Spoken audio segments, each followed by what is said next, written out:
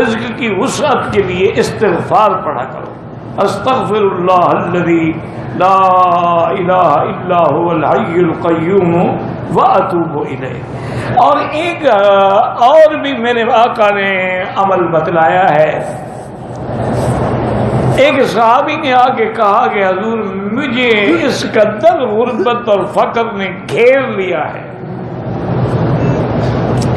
میں جو بھی کام کرتا ہوں فیل ہو جاتا ہے.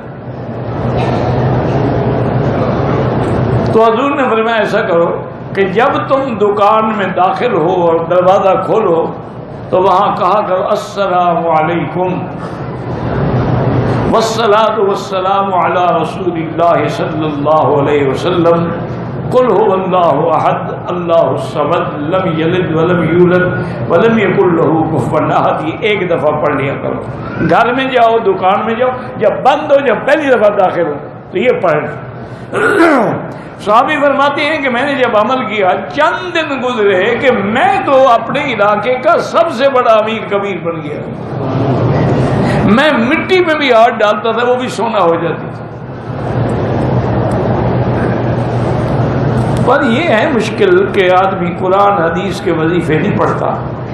کوئی مکار پیر بتلا دے نا کہ ایک ٹانگ پہ کھڑے ہو کے قبرستان میں یہ وظیفہ کرنا ہے اور آنکھیں بھی بند رکھنی ہیں، تمہیں بلائیں نظر آئیں گی، ڈرنا بھی نہیں ہے، میں یہ تمہارے ساتھ ہوں.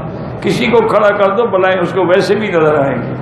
قبرستان ہو، ٹانگ ایک ہو، چکر آئے گا، بلائیں نظر نہیں آئیں گی تو کیا ہوگی؟ اس میں کون سی پیر کی